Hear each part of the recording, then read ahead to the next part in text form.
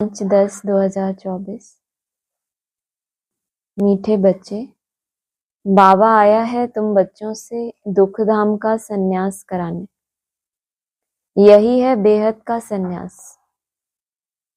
प्रश्न है, उन सन्यासियों के संन्यास में और तुम्हारे संन्यास में मुख्य अंतर क्या है? उत्तर है, वो सन्यासी घर बार छोड़कर जंगल में जाते, लेकिन तुम घर बार छोड़कर जंगल में नहीं जाते। घर में रहते हुए सारी दुनिया को कांटों का जंगल समझते हो। तुम बुद्धि से सारी दुनिया का संन्यास करते हो। ओम शांति। रूहानी बाप बैठ रूहानी बच्चों को रोज रोज समझाते हैं, क्योंकि आधा कल्प के बेसमझ है ना, तो रोज रोज समझाना पड़ता है। पहले पहले तो मनुष्यों को शांति चाहिए। आत्माएं सब असुल रहने वाली भी शांति धाम की है। बाप तो है ही सदैव शांति का सागर। अभी तुम शांति का वर्षा प्राप्त कर रहे हो। कहते हैं ना, शांति देवा।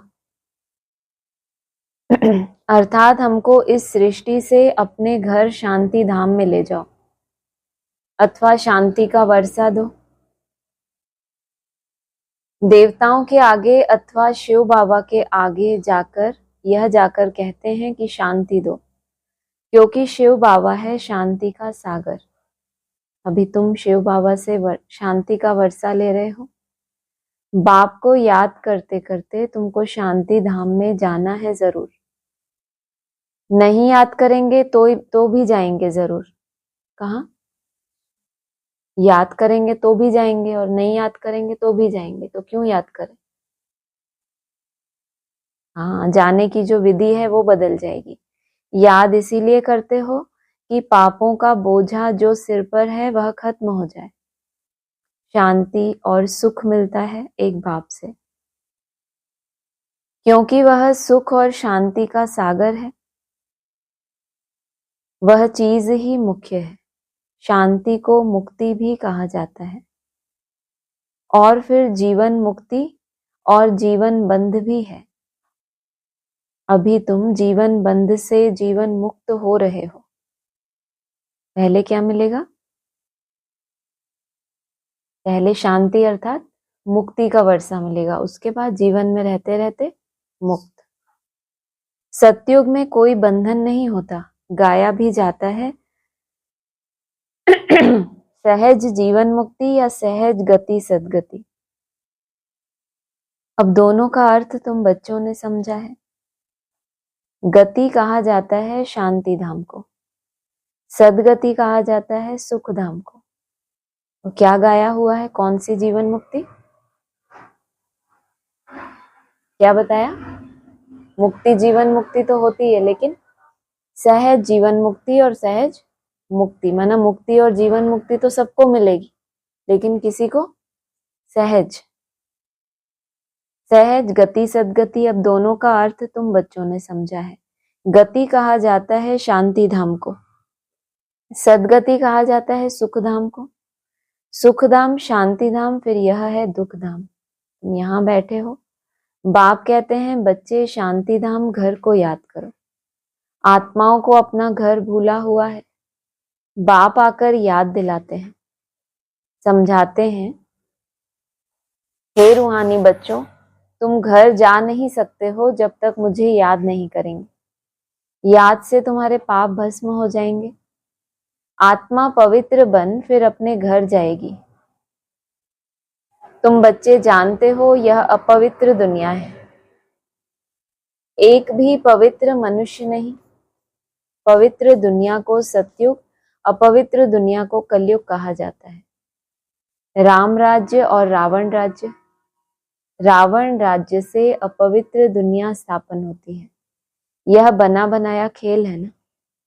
यह बेहद का बाप समझाते हैं, उनको ही सत्य कहा जाता है। सत्य बातें तुम संगम पर ही सुनते हो, फिर तुम सतयुग में जाते हो। द्वापर से फिर रावण राज्य शुरू होता है। रावण अर्थात असुर ठहरा। असुर कभी सत्य नहीं बोल सकते। इसीलिए इसको कहा जाता है झूठी माया, झूठी काया। आत्मा भी झूठी और शरीर भी झूठा। कैसे शरीर झूठा कैसे होता है? आत्मा झूठी और हाँ? विनाशी है तो झूठा है, तो सतयुग में भी तो विनाशी ही होता है ना शरीर, वहां भी तो शरीर का त्याग करते हैं। झूठा माना अपवित्र, पवित्रता को धारण नहीं किया, व्यभिचारी है तो कैसा है? झूठा। आत्मा में संस्कार भरते हैं ना, 4 धातुएं हैं, सोना, चांदी, तांबा, लोहा, सब खाद निकल जाती है। बाकी सच्चा सोना तुम बनते हो इस योग बल से। तुम जब सतयुग में हो तो सच्चा सोना ही हो, फिर चांदी पड़ती है तो चंद्रवंशी कहा जाता है, फिर तांबे की लोहे की खाद पड़ती है द्वापर कलयुग। फिर योग से तुम्हारे में जो चांदी तांबा लोहा की खाद पड़ी है वह निकल जाती है। पहले तो तुम सब आत्माएं शांति धाम में हो, फिर पहले पहले आते हो सतयुग में, तो उसको कहा जाता है गोल्डन एज्ड। तुम सच्चा सोना हो, योग बल से सारी खाद निकलकर बाकी सच्चा सोना बचता है। शांति धाम को गोल्डन एज नहीं कहा जाता। Golden age, silver age, copper age यहाँ कहा जाता है। शांति धाम में तो शांति है। आत्मा जब शरीर लेती है तब गोल्डन एज कहा जाता है, फिर सृष्टि ही गोल्डन एज बन जाती है। सतो प्रधान 5 तत्वों से शरीर बनता है। आत्मा सतो प्रधान है तो शरीर भी सतो प्रधान है। फिर पिछाड़ी में आकर आयरन एज्ड शरीर मिलता है, क्योंकि आत्मा में खाद पड़ती है। तो गोल्डन एज, सिल्वर एज इस सृष्टि को कहा जाता है। तो अब बच्चों को क्या करना है? पहले पहले शांति धाम जाना है, इसीलिए बाप को याद करना है, तभी तमो प्रधान से सतो प्रधान बन जाएंगे। इसमें टाइम उतना ही लगता है जितना टाइम बाप यहाँ रहते हैं। इसमें क्या बनने में? तमो प्रधान से सतो प्रधान बनने में टाइम उतना ही लगता है जितना टाइम बाप यहाँ रहते हैं। तो कितना टाइम बताया? 100 वर्ष बताया, 40 से 50 वर्ष बताया। वह गोल्डन एज में पार्ट लेते नहीं, तो आत्मा को जब शरीर मिलता है तब कहा जाता है यह गोल्डन एज्ड जीव आत्मा है। ऐसे नहीं गोल्डन एज्ड आत्मा नहीं, गोल्डन एज्ड जीव आत्मा, फिर सिल्वर एज्ड जीव आत्मा होती है। तो यहाँ तुम बैठे हो, तुमको शांति भी है तो सुख भी प्राप्त होता है। यहाँ बैठे हो तो क्या क्या मिलता है? शांति भी है और सुख भी प्राप्त होता है। तो क्या करना चाहिए? दुख धाम का सन्यास, इसको कहा जाता है बेहद का सन्यास। उन सन्यासियों का है हद का सन्यास, घर बार छोड़ जंगल में जाते हैं। उनको यह पता नहीं कि सारी सृष्टि ही जंगल है। यह कांटों का जंगल है, यह है कांटों की दुनिया, वह है फूलों की दुनिया। वह भल सन्यास करते हैं परंतु फिर भी कांटों की दुनिया में, जंगल में, शहर से दूर दूर जाकर रहते हैं। उन्हों का है निवृत्ति मार्ग, तुम्हारा है प्रवृत्ति मार्ग। तुम पवित्र जोड़ी थे, अभी अपवित्र बने हो। उनको गृहस्थ आश्रम भी कहते हैं। सन्यासी तो आते ही बाद में है, इस्लामी बौद्धि भी बाद में आते हैं, क्रिश्चियन से कुछ पहले आते हैं।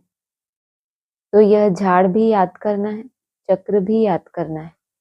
बाप कल्प कल्प आकर कल्प वृक्ष की नॉलेज देते हैं, क्योंकि खुद बीज रूप है, सत्य है, चैतन्य है। इसीलिए कल्प कल्प आकर वृक्ष का सारा राज समझाते हैं। तुम आत्मा हो परंतु तुमको ज्ञान सागर, सुख का सागर और शांति का सागर नहीं कहा जाता। यह महिमा एक ही बाप की है जो तुमको ऐसा बनाते हैं। बाप की यह महिमा सदैव के लिए है। सदैव वह पवित्र है और निराकार है। क्या क्या विशेषता है सदैव? पवित्र है और निराकार है। सिर्फ थोड़े समय के लिए आते हैं पावन बनाने। सर्वव्यापी की तो बात ही नहीं। तुम जानते हो बाप सदैव वहां ही रहते हैं। भक्ति मार्ग में सदैव उनको याद करते हैं। सतयुग में तो याद करने की दरकार नहीं रहती। रावण राज्य में तुम्हारा चिल्लाना शुरू होता है, वहीं आकर सुख शांति देते हैं, तो फिर जरूर अशांति में उनकी याद आती है। बाप समझाते हैं, हर 5000 वर्ष बाद मैं आता हूं। आधा कल्प है सुख, आधा कल्प है दुख। आधा कल्प के बाद ही रावण राज्य शुरू होता है। इसमें पहला नंबर मूल है देह अभिमान। उसके बाद ही फिर और विकार आते हैं। अब बाप समझाते हैं, अपने को आत्मा समझो, देही अभिमानी बनो। आत्मा की भी पहचान चाहिए। मनुष्य तो सिर्फ कहते हैं आत्मा भ्रुकुटी के बीच चमकती है। अभी तुम समझते हो वह है अकाल मूर्त। उस अकाल मूर्त आत्मा का तख्त यह शरीर है। आत्मा बैठती भी भ्रुकुटी में है। अकाल मूर्त का यह तख्त है। सब चैतन्य अकाल तख्त है। वह अकाल तख्त नहीं जो अमृतसर में लकड़ी का बना दिया है। बाप ने समझाया है जो भी मनुष्य मात्र हैं सबका अपना अपना अकाल तख्त है। आत्मा आकर यहाँ विराजमान होती है। सतयुग हो या कलयुग हो, आत्मा का तख्त है ही यह मनुष्य शरीर। तो कितने अकाल तख्त हैं? जो भी मनुष्य मात्र हैं अकाल आत्माओं के तख्त हैं। आत्मा एक तख्त छोड़ झट दूसरा लेती है। पहले छोटा तख्त होता है, फिर बड़ा होता है। यह शरीर रूपी तख्त छोटा बड़ा होता है। वह लकड़ी का तख्त, जिसको सिख लोग अकाल तख्त कहते हैं, वह तो छोटा बड़ा नहीं होता। यह किसी को भी पता नहीं कि सब मनुष्य मात्र का अकाल तख्त यह भ्रुकुटी है। आत्मा अकाल है, कब विनाश नहीं होती। आत्मा को तख्त भिन्न भिन्न मिलते हैं। सतयुग में तुमको बड़ा फर्स्ट क्लास तख्त मिलता है, उनको कहेंगे गोल्डन एज्ड तख्त। फिर उस आत्मा को सिल्वर, कॉपर, आयरन एज्ड तख्त मिलता है। फिर गोल्डन एज्ड तख्त चाहिए तो जरूर पवित्र बनना पड़े। इसीलिए बाप कहते हैं मामेकम याद करो तो तुम्हारी खाद निकल जाएगी। फिर तुमको ऐसा दैवी तख्त मिलेगा। अभी ब्राह्मण कुल का तख्त है, पुरुषोत्तम संगम युग का तख्त है। फिर मुझ आत्मा को यह देवताई तख्त मिलेगा। पहले कौन सा तख्त? जब तक देखे नहीं तो झुटके खा ले आराम से, है ना। उससे पहले अभी ब्राह्मण कुल का तख्त है, पुरुषोत्तम संगम युग का तख्त है। फिर मुझ आत्मा को यह देवताई तख्त मिलेगा। यह बातें दुनिया के मनुष्य नहीं जानते। देह अभिमान में आने के बाद एक दो को दुख देते रहते हैं, इसीलिए इनको दुखधाम कहा जाता है। अब बाप बच्चों को समझाते हैं, शांति धाम को याद करो जो तुम्हारा असली निवास स्थान है। सुख धाम को याद करो और इनको भूलते जाओ। इनसे वैराग्य। ऐसे भी नहीं सन्यासियों मिसल घर बार छोड़ना है। बाप समझाते हैं वह एक तरफ अच्छा है, दूसरी तरफ बुरा है। क्या क्या एक तरफ अच्छा है? अच्छा भी है तो बुरा भी है। अच्छा क्यों है? भारत को थामने के निमित्त बनते हैं। तुम्हारा तो अच्छा ही है, उनका हठयोग अच्छा भी है बुरा भी है। क्योंकि देवताएं जब वाम मार्ग में जाते हैं तो भारत को थमाने के लिए पवित्रता जरूर चाहिए, तो उसमें भी मदद करते हैं। भारत ही अविनाशी खंड है। बाप का भी आना यहाँ होता है। तो जहां पर बेहद का बाप आते हैं वह सबसे बड़ा तीर्थ हो गया ना। सर्व की सदगति बाप ही आकर करते हैं। इसलिए भारत ही ऊंचते ऊंच देश है। मूल बात बाप समझाते हैं, बच्चे याद की यात्रा में रहो। गीता में भी मन मना भव अक्षर है, परंतु बाप कोई संस्कृत तो नहीं बतलाते हैं। बाप मन मना भव का अर्थ बताते हैं। देह के सब धर्म छोड़ अपने को आत्मा निश्चय करो। आत्मा अविनाशी है, वह कभी छोटी बड़ी नहीं होती। अनादि अविनाशी पार्ट भरा हुआ है, ड्रामा बना हुआ है। पिछाड़ी में जो आत्माएं आती हैं उनका बहुत थोड़ा पार्ट है। बाकी टाइम शांति धाम में रहते हैं, स्वर्ग में तो आ न सके। पिछाड़ी को आने वाले वहां ही थोड़ा सुख, वहां ही थोड़ा दुख पाते हैं। कहाँ कहाँ सुख दुख पाते हैं?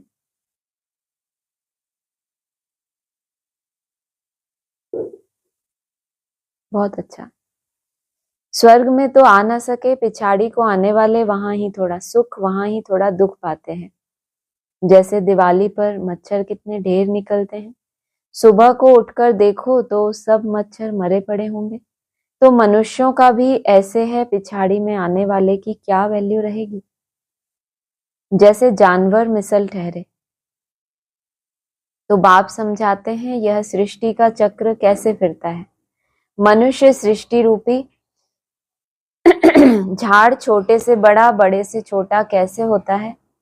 सतयुग में कितने थोड़े मनुष्य, कलयुग में कितनी वृद्धि हो, झाड़ बड़ा हो जाता है। मुख्य बात बाप ने इशारा दिया है, गृहस्थ व्यवहार में रहते मामेकम याद करो।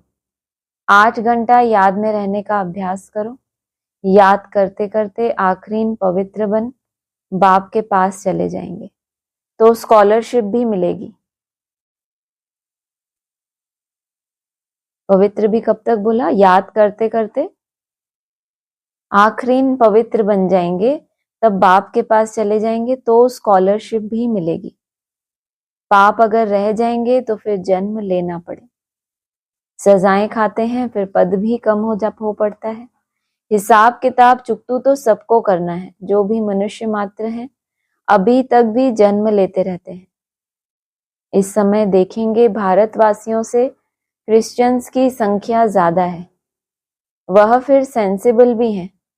भारतवासी तो 100% सेंसिबल थे, सो फिर अभी नॉन सेंसिबल बन गए, क्योंकि यही 100% सुख पाते हैं, फिर 100% दुख भी यहीं पाते हैं। वह तो आते ही पीछे हैं। बाप ने समझाया है क्रिश्चियन डिनाइस्टी का श्री कृष्ण डिनाइस्टी के साथ कनेक्शन है। क्या कनेक्शन है? क्रिश्चियन की डिनाइस्टी का कृष्ण की डिनाइस्टी से क्या कनेक्शन है? हाँ हाँ, और क्या कनेक्शन क्या है? हाँ, उन्होंने राज्य छीना है, तो कृष्ण के लिए क्या बोला? अभी राजा ही देने के निमित्त भी कौन बनते हैं? वो क्रिश्चियंस। क्रिश्चियंस ने राज्य छीना, फिर क्रिश्चियन डिनाइस्टी से ही राज्य मिलना है। इस समय क्रिश्चियंस का जोर है, उन्हों को भारत से ही मदद मिलती है। अभी भारत भूख मरता है तो रिटर्न सर्विस हो रही है। यहाँ से बहुत धन, हीरे जवाहर आदि वहां ले गए, बहुत धनवान बने, तो अब फिर धन पहुंचाते रहते हैं। उनको मिलने का तो है नहीं, क्या करते हैं? पहले ले गए और अभी पहुंचाते रहते हैं। भारत कर्जा लेता रहता है ना, तो उनको मिलने का तो है नहीं, तो अब तुम बच्चों को तो कोई पहचानते नहीं। अगर पहचानते तो आकर राय लेते। तुम हो ईश्वरीय संप्रदाय, जो ईश्वर की राय पर चलते हो, वही फिर ईश्वरीय संप्रदाय से दैवी संप्रदाय बनेंगे, फिर क्षत्रिय वैश्य शूद्र संप्रदाय बनेंगे। अभी हम सो ब्राह्मण हैं, फिर हम सो देवता, हम सो क्षत्रिय। हम सो का अर्थ देखो कितना अच्छा है। यह बायझोली का खेल है, जिसको समझना बहुत सहज है, परंतु माया भुला देती है, फिर दैवी गुणों से आसुरी गुणों में ले आती है। अपवित्र बनना आसुरी गुण है ना। अच्छा, मीठे मीठे सिक्की लदे बच्चों प्रति माता पिता बाप दादा का याद प्यार गुड मॉर्निंग। रूहानी बाप की रूहानी बच्चों को नमस्ते, रूहानी बच्चों की रूहानी बाप दादा को नमस्ते। सार है, स्कॉलरशिप लेने के लिए गृहस्थ व्यवहार में रहते कम से कम 8 घंटा बाप को याद करने का अभ्यास करना है। याद के अभ्यास से ही पाप कटेंगे। हम तो समझते थे जब सतो प्रधान बनेंगे तब पाप कटेंगे। बाबा क्या कह रहे हैं? अभ्यास से ही पाप कटेंगे और गोल्डन एज्ड तख्त मिलेगा। इस दुख धाम से बेहद का वैराग्य कर अपने असली निवास स्थान शांति धाम और सुख धाम को याद करना है। देह अभिमान में आकर किसी को दुख नहीं देना। वरदान है, कर्मों के हिसाब किताब को समझकर अपनी अचल स्थिति बनाने वाले सहज योगी भव। चलते चलते अगर कोई कर्मों का हिसाब किताब सामने आता है तो उसमें मन को हिलाओ नहीं, स्थिति को नीचे ऊपर नहीं करो। आया, चलो आया तो परख कर उसे दूर से ही खत्म कर दो। अभी योद्धे नहीं बनो, सर्वशक्तिमान बाप साथ है तो माया हिला नहीं सकती। सिर्फ निश्चय के फाउंडेशन को प्रैक्टिकल में लाओ। जब कोई हिसाब किताब सामने आता है तब की बात की, क्या करो? हिसाब किताब सामने आए तो क्या करो? दूर से ही क्या करो? उसको भगा दो। चलो आया तो भी उससे नीरस नहीं होना, मन को हिलाओ नहीं, योद्धा नहीं बनो, सर्वशक्तिमान बाप साथ है तो माया हिला नहीं सकती। सिर्फ निश्चय के फाउंडेशन को प्रैक्टिकल में लाओ। माया कब नहीं हिलाएगी? जब आपका निश्चय का फाउंडेशन प्रैक्टिकल में होगा। और समय पर यूज करो तो सहज योगी बन जाएंगे। अब निरंतर योगी बनो, युद्ध करने वाले योद्धे नहीं। स्लोगन है, डबल लाइट रहना है तो अपनी सर्व जिम्मेदारियों का बोझ बाप के हवाले कर दो। ओम शांति।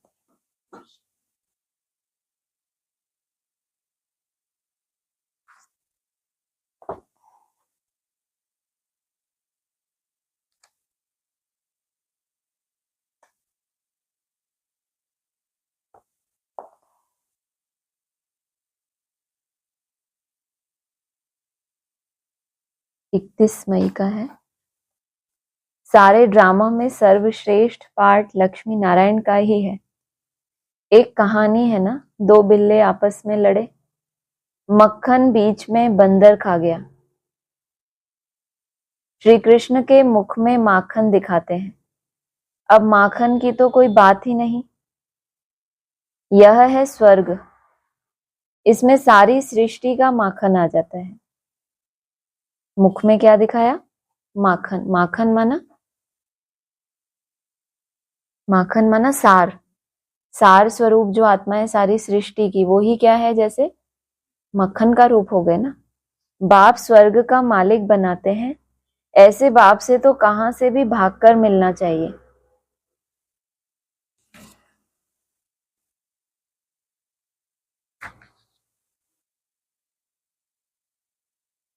उनतीस मई 2023 का है। विशेष बुधवार के दिन मम्मा की महिमा की जाती है।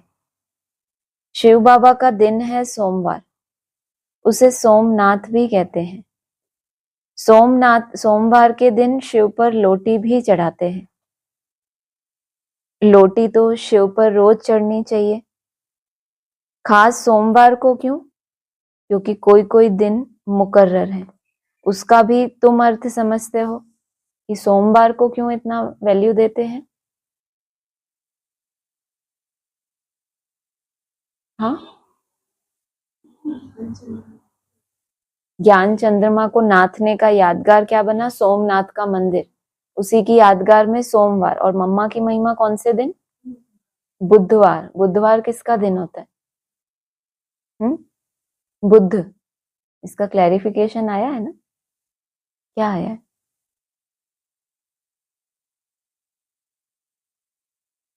उसकी बुद्ध धर्म की आत्मा होती होगी, मम्मा की कोई भुजा, उसकी पूजा होती होगी। माना बुद्धू बने हैं। सोम माना चंद्रमा, चंद्रवंश का यादगार हो गया। फिर बुधवार माना बौद्धियों की दशा पड़ गई ना, इसीलिए महिमा भी कब हुई? बुधवार के दिन। शिव बाबा का दिन है सोमवार, उसे सोमनाथ भी कहते हैं। सोमवार के दिन शिव पर लोटी भी चढ़ाते हैं। लोटी तो शिव पर रोज चढ़नी चाहिए। खास सोमवार को क्यों? क्योंकि कोई कोई दिन मुकर्रर है, उसका भी तुम अर्थ समझते हो। रुद्र नाम, सोमनाथ नाम, श्रीनाथ नाम क्यों रखा है? एक नाम है रुद्र, रौद्र रूप धारण करता है लास्ट में। फिर सोमनाथ, चंद्रमा को नाथा किसने? शिव बाबा ने, तो सोमनाथ नाम पड़ा। श्रीनाथ नाम क्यों रखा है? जब श्रेष्ठ आत्माओं की पालना करे तो श्रीनाथ।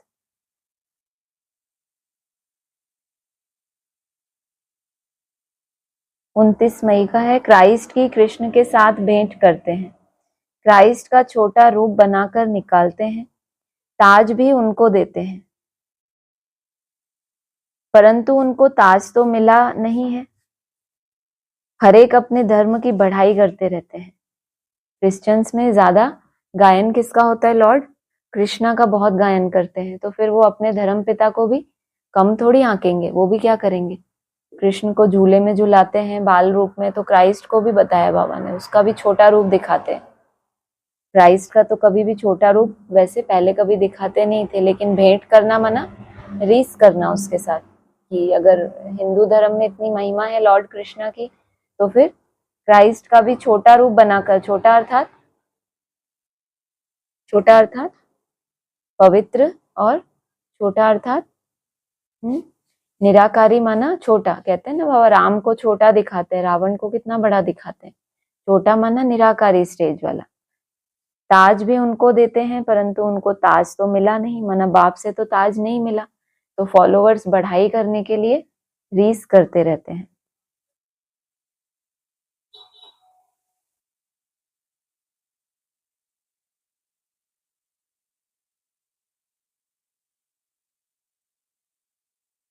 उनतीस मई का है, श्री श्री 108 जगत गुरु, यह महिमा है शिव बाबा की। 108 की माला बनती है, वह माला ऊंचते ऊंच है। वह फिर विष्णु की माला गाई जाती है। रुद्र माला भी है, फिर रुद्र माला ही विष्णु की माला बनती है। गाया भी जाता है रुद्र माला और भक्त माला। क्या नाम है शिव बाबा का? श्री श्री 108 जगत का गुरु। ये 108 आत्माओं में क्या समाया है? सारा जगत की बीज रूप आत्माएं हैं। तो ये माला ऊंचते ऊंच है, और वही फिर क्या बनती है?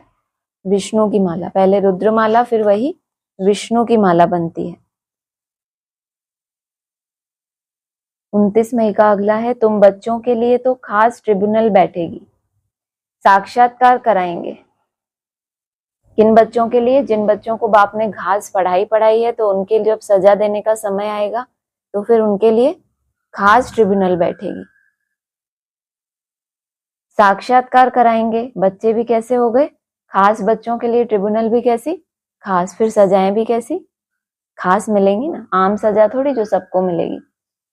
साक्षात्कार कराएंगे। देखो तुमको कितना समझाते थे, भक्ति मार्ग में जन्म जन्मांतर गाते आए हो, तुम पर बलिहार जाऊं, तुमको ही याद करेंगे।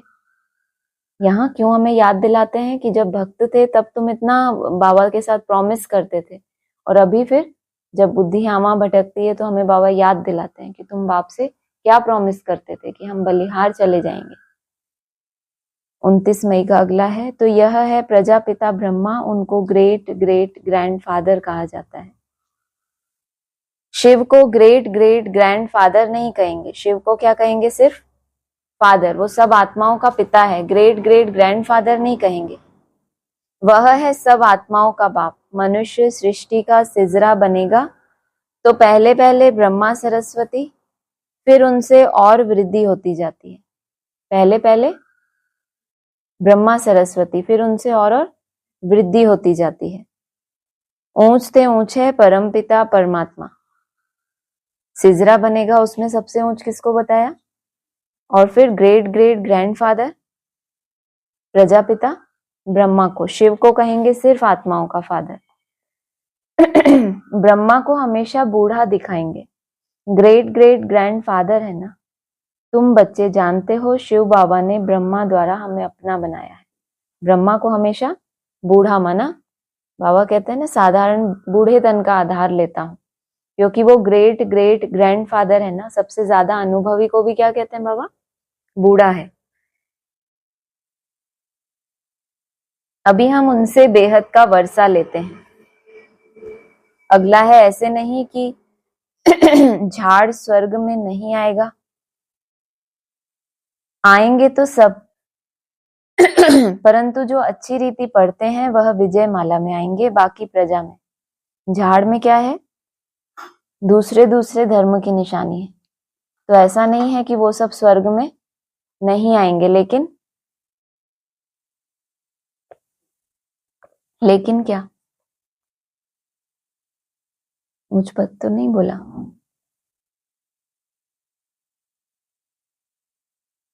दूसरे दूसरे धर्मों के कुछ दूसरे वतन में पढ़ाई चल रही है। ऐसे नहीं कि झाड़ स्वर्ग में नहीं आएगा, आएंगे तो सब, परंतु जो अच्छी रीति पढ़ते हैं वह विजय माला में आएंगे, बाकी प्रजा में। हाँ, प्रजा में भी जो साहूकार बनना चाहे तो उसके लिए युक्ति मिल सकती है।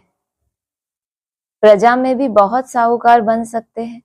राजाओं से भी साहूकारों के पास मिल्कियत बहुत रहती है। ऐसे भी राजाएं हैं जो राजा तो बन गए लेकिन गरीब राजाएं, और ऐसे भी हैं जो प्रजा में हैं लेकिन साहूकार हैं, उनके पास धन की कोई कमी नहीं है। तो बाबा ने युक्ति बताई ना, क्या किया उन्होंने, धन सफल करते हैं तो क्या बनते हैं, साहूकार बनते हैं। लेकिन कोई राजा बनने का पुरुषार्थ बहुत करे और अपना धन सफल ना करे तो कैसा राजा बनेगा, गरीब राजा बनेगा ना। पुरुषार्थ किया है तो राजा तो बनेगा, लेकिन धन तो सफल किया ही नहीं, तो फिर गरीब राजा बनेगा। राजाओं से भी साहूकारों के पास मिल्कियत बहुत रहती है। ऐसे राजा हैं जो धन सफल नहीं करते, पुरुषार्थ करते हैं, उनसे भी ज्यादा धन किसको मिलेगा, साहूकारों को। द्वापर से जब राजाओं को भी तंगी होती है तो फिर साहूकारों से कर्जा लेते हैं, इनको भी क्या हो जाएगा, तंगी हो जाएगी, तो फिर जाके उन साहूकारों का आधार लेंगे। 30 मई का है, तुम सब इस समय ज्ञान नदियां हो। ब्रह्मपुत्रा नदी का छोर सागर में होता है। कलकत्ता में ब्रह्मपुत्रा नदी है, शिव जयंती पर वहां भारी मेला लगता है। ब्रह्मपुत्रा नदी और सागर के संगम पर सब यात्री जाते हैं, वहां जाकर सब स्नान करते हैं। शिव बाबा है ज्ञान सागर और ये ब्रह्मा क्या है, नदी। अभी तुम आए हो ब्रह्मा नदी और शिव सागर के मेले पर, परंतु यह सब है ज्ञान की बातें। ज्ञान सागर से तुम निकले हो, ज्ञान स्नान से ही सबका कल्याण होना है, पानी की बात नहीं है। यह ब्रह्मपुत्रा ब्रह्मा है, शिव बाबा की संतान, शिव बाबा की संतान है, और उसका छोर कहाँ है, सागर में है। मन निराधार नहीं है, उसका किनारा कहाँ है, सागर का तो कोई अंत ही नहीं है, लेकिन ब्रह्मपुत्रा का छोर कहाँ बताया, कनेक्टेड कहाँ से हुआ, सागर से, क्योंकि शिव बाबा की संतान है। तो ब्रह्मा नदी और शिव सागर, इनका मेला कहाँ दिखाया, यादगार कलकत्ते में दिखाया। क्यों दिखाया, क्यों दिखाया, गंगा सागर दिखाया, क्यों दिखाया, कैसे, हाँ, फाउंडेशन पड़ता है अभी अभी की बात है ना, जब से प्रैक्टिकल शूटिंग शुरू हुई है तब से ही तो ड्रामा में सीन हुई होगी ना, कि ब्रह्मा नदी और शिव का मिलन हुआ। क्या हुआ, क्या हुआ, कब, 18 गंगा सागर।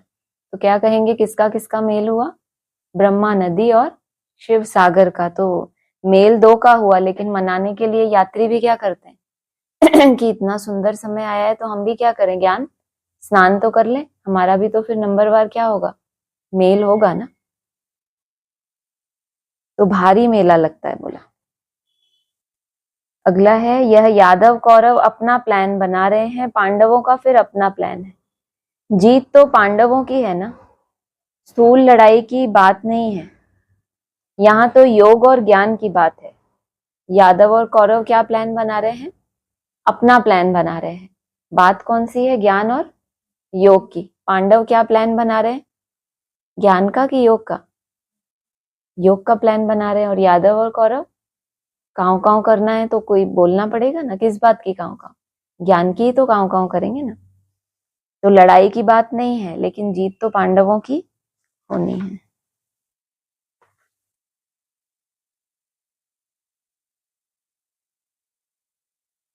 ओम शांति। हाँ जी, ऑनलाइन किसी का प्रश्न है, ये पॉइंट निकाला हुआ है कि ऐसे ही है।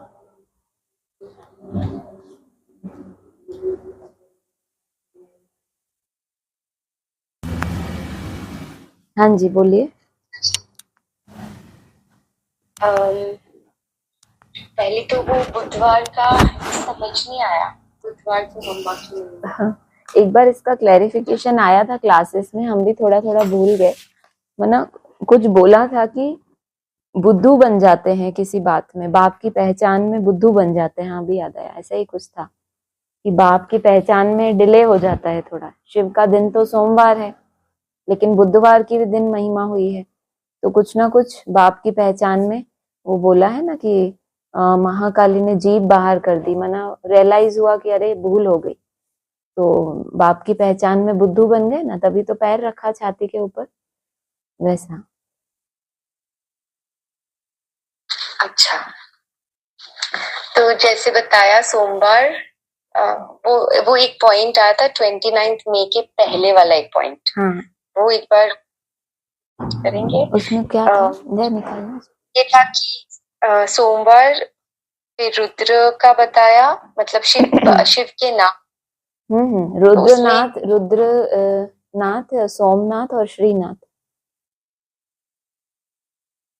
ऐसा ही था। अच्छा, मतलब वो रौद्र रूप भी धारण करता है जब लास्ट प्रजापिता के द्वारा प्रत्यक्ष होंगे बाप, तो रौद्र रूप का पार्ट बजाएंगे। फिर सोमनाथ चंद्रमा को नाथा, जो ज्ञान चंद्रमा ब्रह्मा है चंद्रवंश का, उसको नाथा, उसका यादगार। और श्रीनाथ जो श्रेष्ठ देवताओं का नाथ है, माना सूर्यवंश, ऐसा। तो 3 रूपों के द्वारा 3 पार्ट समझ में आता है। हाँ जी, अच्छा। और अभी आया था ना कि खास सजा, तो वो खास क्या सजा होती मुरली है? में नहीं आया था ऐसे ही हमने बोला। अच्छा अच्छा अच्छा अच्छा, आपने लेकिन बोला है ऐसा कि 108 आत्माएं जो हैं, कोई को मखमल की जूती भी पड़ती है, और कोई को तो सिर्फ अंदर ही अंदर मन में सजाएं खा लेते हैं। तो मखमल की जूती माना खास सजा हो गई ना, देखने में तो आया कि सजा मिली, लेकिन जैसे कि कोई उसमें एहसास ही नहीं है, तकलीफ ही नहीं है, तो खास सजा हो गई। अच्छा अच्छा, हाँ। फिर कहा कि जो अच्छी रीति पढ़ते हैं वो विजय माला में आएंगे, है ना?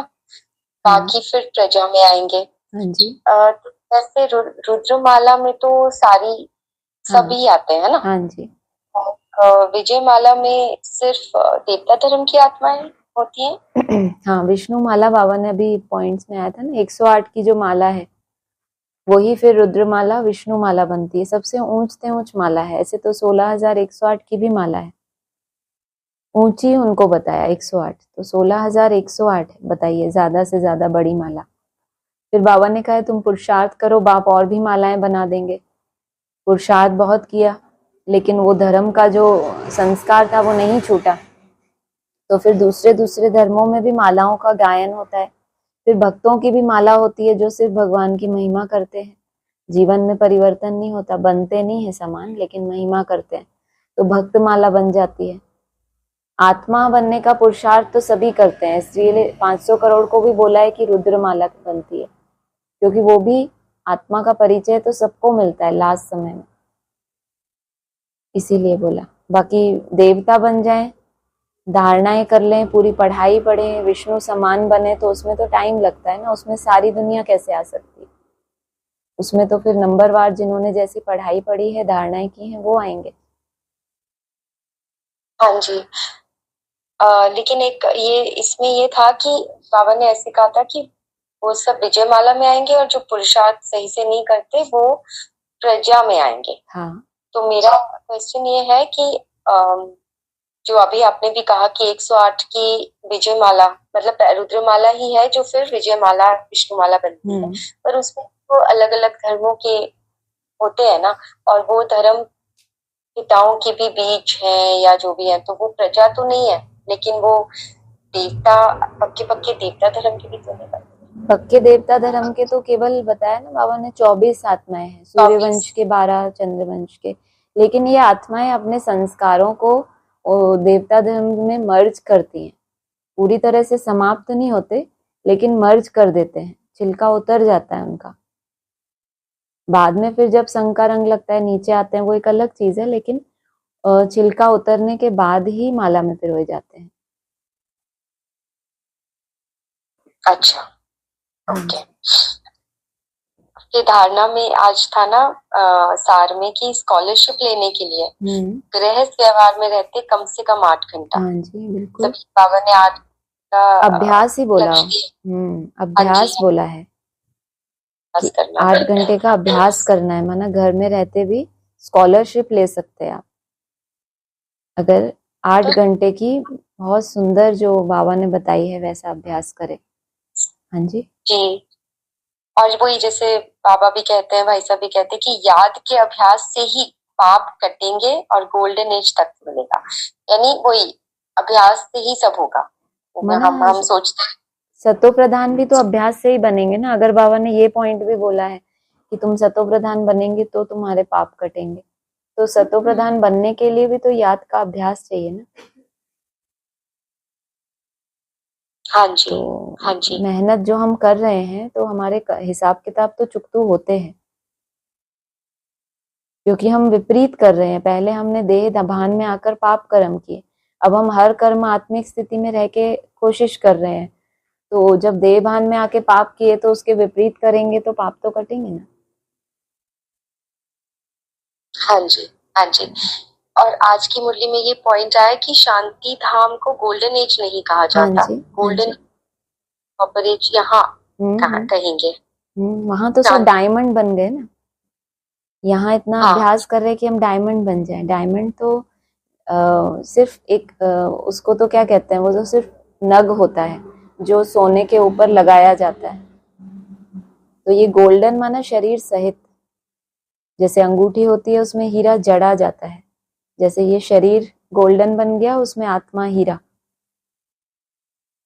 तो डायमंड को पिघलाया नहीं जाता है, वो तो हीरा ही होता है, उसको सिर्फ तराशा जाता है। उसको जितना घिसते जाते हैं उसकी रोशनी बढ़ती जाती है।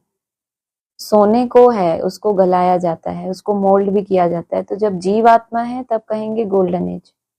शरीर भी चाहिए सतो प्रधान, और आत्मा तो है ही डायमंड। तो जब उसको घिसते घिसते वो सात्विक बन जाती है तो फिर शरीर भी वैसा मिलता है सतो प्रधान, तो उसको गोल्डन एज कहेंगे।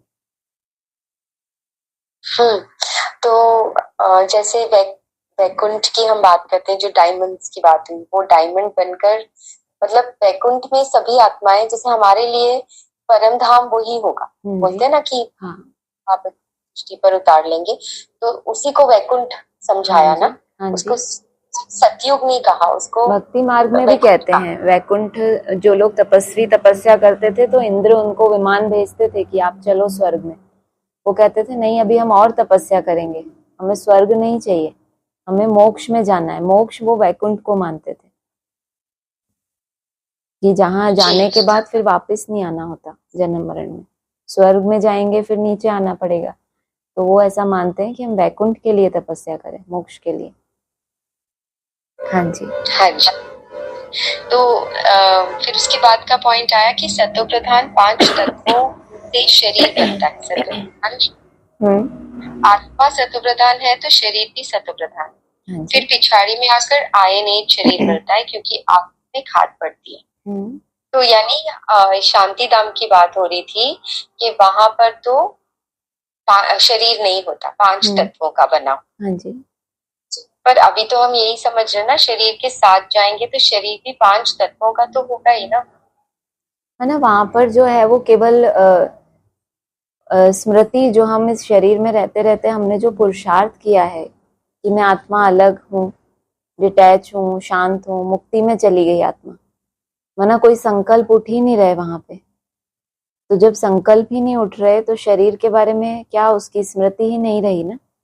वो यहाँ की तो बात अलग है। और वैसे शांति धाम में शरीर का कोई रोल नहीं होता, वो बताया। क्योंकि इस शरीर में रहते रहते संकल्पों से युद्ध करते करते एक ऐसी स्थिति बनी जहाँ आत्मा अलग हो गई, शरीर अलग। अब वहां कोई संकल्प ही नहीं है। जब शरीर के भान में होते हैं तभी कुछ ना कुछ संकल्प होते हैं। आत्मा एक पॉइंट ऑफ लाइट है, अगर उसके हिसाब किताब चुकतू हो गए तो उसके पास संकल्प क्या रहेंगे, कुछ भी नहीं ना। शरीर को ही भूल गई वो। हाँ, तो जैसे बाबा के लिए बात आती है ना वो लिंग के लिए कि हाँ जी, शरीर होते हुए भी हाँ हाँ जैसे नहीं, हाँ, क्योंकि अब तो वैसे संकल्प ही नहीं है ना, संकल्प ही नहीं है कोई। तो है, जैसे बाबा ने बोला है, अगर तुम्हारा मन अमन हो जाए तो तुम भोजन भी नहीं कर सकते, वरना तुम खा ही नहीं पाओगे, क्योंकि कोई संकल्प ही नहीं उठ रहा। भोजन करने के लिए भी कुछ तो चाहिए ना, कुछ इच्छा चाहिए, कुछ भूख या कुछ संकल्प, कुछ तो देह का होना चाहिए ना। लेकिन ये भी एक स्थिति है कि तुम खा ही नहीं सकेंगे अमन हो गए तो। ये मुरली का पॉइंट है, ऐसा ही है। हाँ जी, ब्रह्मा बाबा की हाँ साकार ऑडियो का पॉइंट है ये। अच्छा जी, ठीक है। और एक बाबा को सुना तो बाबा ने कहा कि बाप उनसे मिलेंगे जो पूरे 84 जन्म लेते हैं। हाँ ठीक है, तो यानी कि 9 लाख को मिलेंगे क्योंकि 9 लाख 84 जन्म लेते हैं, हाँ जी, पर एक साथ नहीं मिलेंगे, नंबरवार मिलेंगे। हाँ जी, हाँ सही है, बिल्कुल ठीक। यानी ये भी 9 लाख होंगे आगे चल के सब। तो हाँ, आगे चल के धीरे धीरे होंगे, लेकिन पहले पहले तो बताया है कि बाप जब आएंगे तो उन्हीं से मिलेंगे जो त्रेता युग की सीढ़ी पर होंगे। तो पहले उनसे मिलेंगे, बाकी प्रजा किस तरह से मिल पाएगी, या सिर्फ बाप की आवाज सुन पाएगी, या सन्मुख आ पाएगी नहीं आ पाएगी, वो तो फिर एक आगे का क्या नियम बनते हैं वो तो आगे की बात है। बाकी मिलना भी कई तरह से होता है ना, बाप की आवाज कानों तक पहुंच रही है तो वो भी एक कनेक्शन ही हो गया। सन्मुख मिलेंगे नहीं मिलेंगे अभी वो तो फिर आगे ही पता चलेगा। हाँ जी, हाँ जी। यह प्रश्न है, 1 मिनट, अशोक भाई का।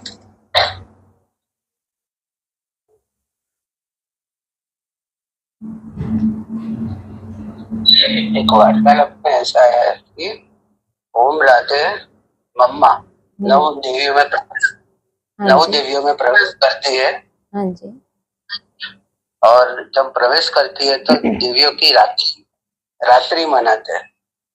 तो ऐसा ऐसा बोला जाता है कि रात्रि लाने वाली देवी आई है। अरे वाह, तो ये समझ में नहीं आता, रात्रि लाने देवियां कैसे है, वो क्यों रात्रि लाती है। नंबरवार देवियां है ना। कोई मिट्टी की मूर्तियां हैं, जो मिट्टी की मूर्तियां होती हैं उनका तो थोड़े दिन पूजन किया, फिर उनको डुबो देते हैं।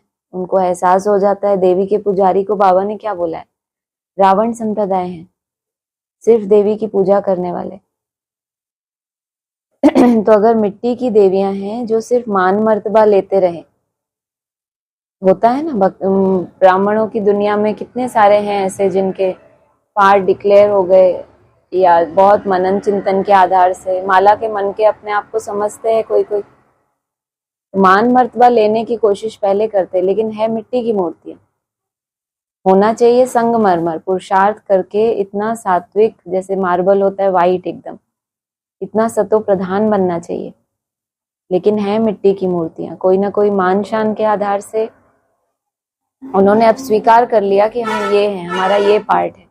तो महिमा लेने का अगर उनके अंदर मादा है, चाहे वो कोई भी हो, चाहे ब्रह्मा कुमारी में सब नंबरवार है, एडवांस में सब नंबरवार है, देह भान रह गया और पूजा लेना, इसको कहेंगे मिट्टी की मूर्तियों की पूजा। और उनको फिर बाद में डुबोते भी हैं, क्योंकि देखते हैं कि कोई सिद्धि स्वरूप तो है नहीं, लेकिन जो एक्चुअल देवी होते हैं उनकी रात में प्रत्यक्षता होती है, माना जैसे शिव बाबा रात्रि के समय आते हैं। ये दो तरह के कंट्रास्ट हैं, जो असली होते हैं जिन्होंने शिव को अपना साजन बनाया, तो जैसे शिव रात्रि के समय आते हैं, घोर अज्ञान की रात्रि के समय, ऐसे देवियों को भी उस अज्ञान की रात्रि में वरदानी पाठ चलता है उनका। ये उन देवियों की बात है जो पुरुषार्थ करके सतो प्रधान बन जाती है। तो वो ऐसी जब सारी दुनिया घोर अज्ञान की रात्रि में होती है और उससे पहले वो पुरुषार्थ करते करते ऐसे सात्विक बन जाते हैं कि दूसरों को भी वरदान देने के निमित्त बन जाती है। तो वो संगमरमर की मूर्तियां अलग हैं, उनकी सदा ही पूजा होती है, उनको डुबोते नहीं है। तो जो खुद रात में है वो रात ही लाएंगे, जो खुद सात्विक बनने का पुरुषार्थ करेंगे तो फिर दिन में ही जाएंगे, दूसरों को भी वरदानी बनेंगे, उनके लिए भी। तो ये कंट्रास्ट है। हाँ जी, हो गया। नहीं, मेरे तो और क्वेश्चंस हैं, हाँ जी, एक लेकिन मिनट, आप एक हाथ उठाया है। हाँ जी, हाँ जी। बोलिए। ओम शांति। शांति। आज मुरली में आया ना, रावण अर्थात नहीं, हाँ, रावण अर्थात असुर। हाँ जी, असुर कभी सत्य कहते नहीं, गाया भी जाता है झूठी माया झूठी काया, आत्मा भी झूठी शरीर भी झूठा। तो आत्मा झूठी कैसे? आत्मा अपने सत्य माना, मैं आत्मा हूँ यही भूल गई, शरीर के भान में ही रह रही है तो शरीर से अलग, लेकिन वो भूली हुई है। तो जैसे झूठ के साथ रह रही है, शरीर तो विनाशी है, विनाश हो जाएगा। देह अभिमान वो भी असत्य है, रावण का वर्षा है, लेकिन आत्मा उसके साथ अच्छे से जुड़ जाती है, खुद के अस्तित्व को भूल जाती है कि मैं कैसे, मैं सुख शांति आनंद स्वरूप हूँ, वो सब गुणों को भूल जाती है, सत्य बाप को भूल जाती है, तो झूठ हो गई। हाँ जी,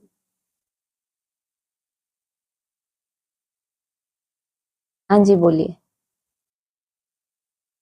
हाँ जी, तो अभी देवियों की बात हुई, मिट्टी की मूर्तियों की, तो संगमरमर की मूर्तियां हद में, हद में जैसे अभी हम देख रहे हैं कि मिट्टी की मूर्तियां फिर डूबीजा होने वाला है, क्योंकि ले रहे हैं महिमा, वो तो दिख ही रहा है ना स्थूल में। हाँ जी, ऐसे संगमरमर की भी मूर्तियां हैं। हाँ जी, देवी का मतलब होता है देने वाली, जो दूसरों को देना और सिर्फ उसकी पूजा बहुत हो, तो फिर भक्त तो डुबोएंगे ना, ज्यादा से ज्यादा कितने दिन पूजा करेंगे, 9 दिन। ऐसे ही ब्राह्मणों की दुनिया में भी धैर्य कभी तो टूटेगा ना ब्राह्मणों का, कि इनको हम देवी समझते थे, दिया तो कुछ भी नहीं, लिया ही लिया, उनकी पूजा की, उनका मान मर्तबा हुआ, क्या किया, दिया तो कुछ भी नहीं, लेकिन लिया ही लिया। तो देवी अर्थात बाबा ने नाम ही देवी इसलिए रखा है क्योंकि वो देने वाली है, और भक्तों को कुछ नहीं मिलेगा तो डुबाएंगे ही ना। मंदिर वाली मूर्तियों को थोड़ी डुबाते हैं, क्योंकि वो जरूर कुछ ना कुछ देती होंगी। तो महिमा लेने की बात नहीं है, अगर देने का मादा खुद के अंदर कोई चीज भरपूर होगी तभी दूसरे को दे पाएंगे। अगर खुद पुरुषार्थ करके गुणों से भरपूर हो गए तभी तो दूसरे को दे पाएंगे ना, और दूसरे को देंगे तो फिर क्यों डुबोएंगे, वो भक्त तो फिर रोज आके महिमा करेंगे, पूजा करेंगे। अरे जागो भाई, इधर उधर सब झुटके खा रहे जोर जोर से।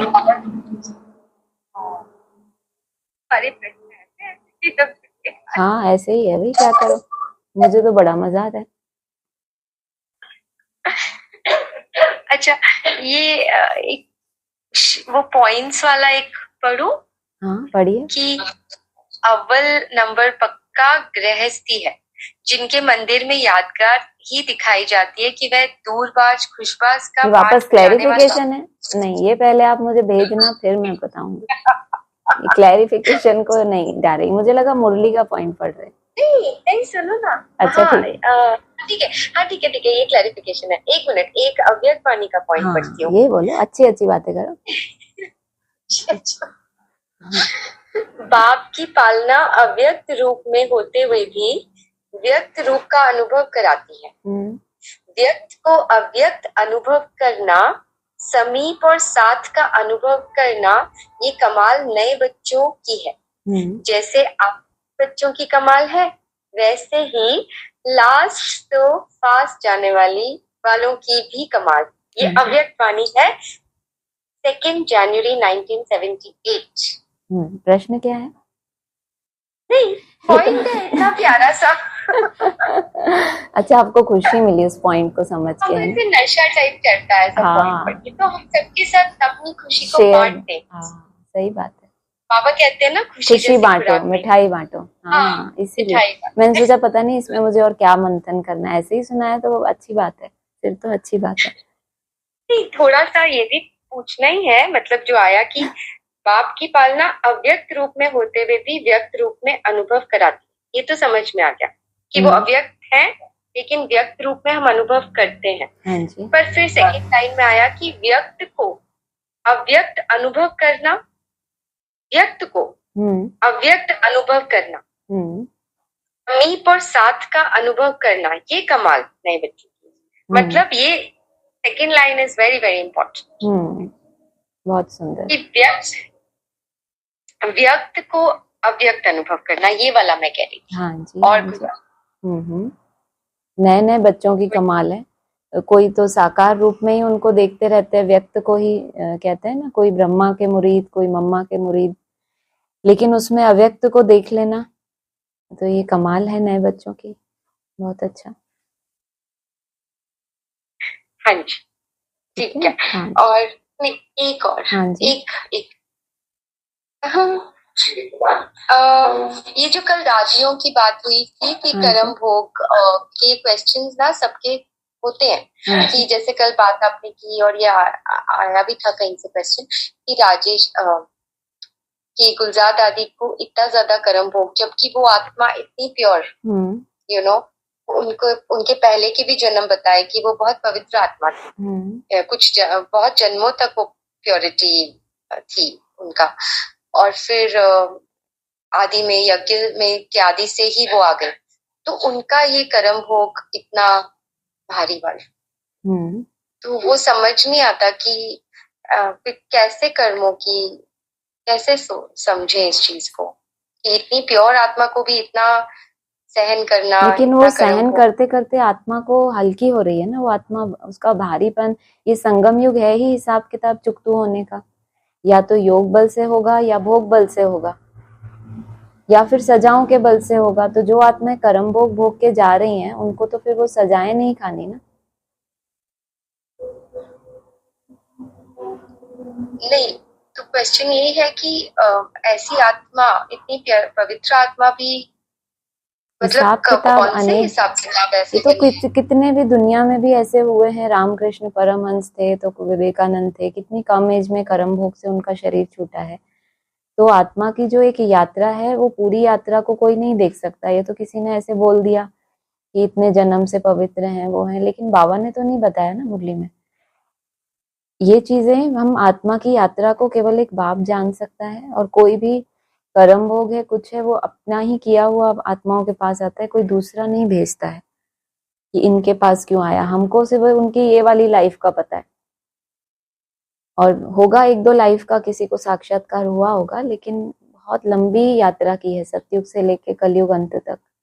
और फिर एक दो जन्म में ही आत्माओं को सात्विक बन के अपनी उस सतो प्रधानता में पहुंचना है। तो बाबा ने कहा 2500 वर्ष के पाप तुम 50 वर्ष में खत्म करते हो, तो भोगना भी आएगी, योग बल भी होगा, तो सब कुछ होगा, तभी तो जल्दी जल्दी काम होगा ना। हाँ जी, हाँ जी। लेकिन इसमें अच्छी बात ये लगती है कि वो भोग नहीं रहे होते हैं। हाँ। जैसे उनकी स्थिति भी कोई है ना, कभी कंप्लेंट तो नहीं होनी चाहिए अंदर में कि ये क्यों आया। मतलब उनका एग्जाम्पल सेट किया ना उन्होंने, पूरा जीवन देने के बाद भी जब कर्म भोग आया तो उसको भी स्वीकार करना, मम्मा का भी जैसे मिसाल देते हैं, तो ऐसे एग्जाम्पल होते हैं।